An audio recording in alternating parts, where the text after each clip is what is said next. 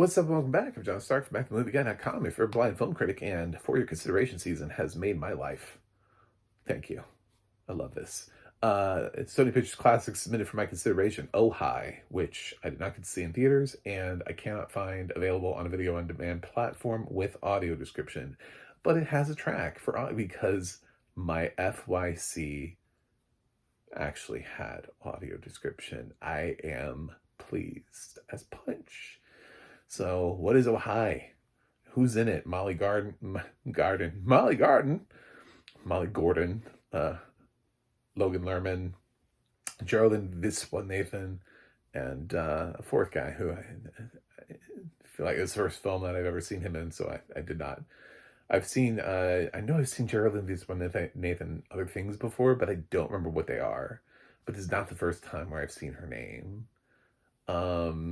But it's mainly Molly Gordon and Logan Lerman because they're this couple and they go away for a weekend, like a little retreat out in the cabin, like a little romantic time. And everything is just so perfect. Oh, David Cross is here for like 5 seconds, by the way, also. He has like 2 scenes. They're both like 30 seconds long. He's here for like a minute of the film. So they go out to this cabin and lots of fun things are happening, and of course everything gets romantic, and then they get kinky in the bed with the handcuffs. Everything's just going great for this couple. They're having the best time of their lives. They're probably gonna get babies and get married, and oh my god, he doesn't want to commit. So everything changes when she finds out that he's not looking for a relationship, which does seem kind of crazy given the circumstance. She even says something about, like, you introduced me to your mom, which also kind of feels like one of those things you don't introduce people, that you're just being on the side too. So I feel like he does have some blame here because, but then again, that's just how the writer perceives things. But there were things that definitely, as an audience member, I was sitting here going, yeah, you did this to yourself. You have to at least have some knowledge, of this. There are some things that you overplayed your hand for somebody who's trying to say, I don't do relationships. Nobody introduces their friends with benefits to their parents. Who's this girl? I'm fucking her. Oh, great. We're not married. No, God, no, mom. So don't get attached. Like, anyway, so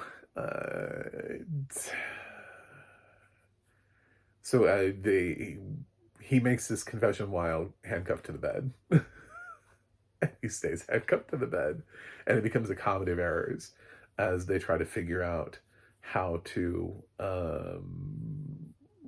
as she tries to figure out what to do, because she kind of loses her mind and believes that, because she loves him and just believes that he's wrong and wants to try to change his mind. So she takes him hostage and tries all these different things. Googles, how to make a man love you, how to make a man realize that he loves you, by the way. Sorry. And try to do that. And of course, he has to bodily fluids, right? Those kind of things. And eventually she's going to call in help. She calls her friend Max, and so Max gets involved in it, and that's played by Geraldine Viswanathan, who brings her boyfriend along with her, who's the other guy who is fine here. I mean, whatever. So, and they kind of offer her some advice, but they kind of get scared about letting him go because they feel like they're now an accessory to her bullshit. Because they didn't immediately run into the room and unlock him and set him free. And I guess he has some law background or something to it. So he's like, oh yeah, this is like 20 years, So,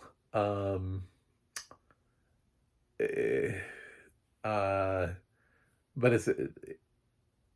it's just, yeah, it's a comedy of errors in that way. It's things that don't quite go as planned that are happening, and people who think they know how to do something but don't really know how to, or they have belief that this thing will work, but it doesn't really necessarily work. And and people trying to trick each other, and it opens in an interesting way of somebody saying like, I didn't mean to do it, you know, something like that. And then it cuts to this whole thing. So, um, I liked it. I actually kind of like where it goes. It's kind of silly, kind of goofy, kind of awkward, and fun. Uh, I'm glad it didn't go completely off the deep end and turn into like a horror comedy at the end, because it kind of felt like at any point and it could just lose its mind. When they started introducing witchcraft, I was like, oh God, where are we going with this? But no, it kind of always just stays in this weird comedy thing that I think mostly works. It's not the funniest film I've seen this year, but I did laugh a lot. I think Logan Lerman's doing a great job here of being trapped to this bed and trying to nuance his way out of situations. Realizing that by being the angry, yelling, screaming one and being like, I'm gonna isn't going to work. So he has to try to figure out different ways of trying to finagle his way out of this situation. So, and then the ending's kind of goofy, but this worked for me. Is it great cinema? No, no, but it was a good time. You know, it's not worth something. Like, I had fun. I think other people will have fun too. I don't think this is a film you need to overthink. I appreciate the fact that it's being submitted for my consideration, but I don't really know what I would do with it, except maybe if I was looking at my comedy list, depending on how many nominees I'm supposed to, if I can't find like that last spot, you know, maybe it gets in. Comedy has not been really strong this year, especially theatrically released comedy. So it's possible that if I have a best comedy category, then I'm going to sit there and go, oh, hi. You know, I mean, that's maybe, but then you have to have enough other people who feel that way for it to break into the race. And I guess that's why you submit it. But just for a best comedy nomination, I don't know. So, sometimes film studios just submit their whole package. They're like, here you go. This is everything we did. See if you liked any of it. Audio description was fine. It didn't have credits at the end of it. I don't know if that was because of my situation or anything else, but it did go, I did stay all the way to the end, and it did the, you know, this motion picture is protected under the consideration of blah, blah, blah. And it did all of that, but it never had any, like, you know, audio description produced by blank. So, but yeah, it was fine. So, oh, hi.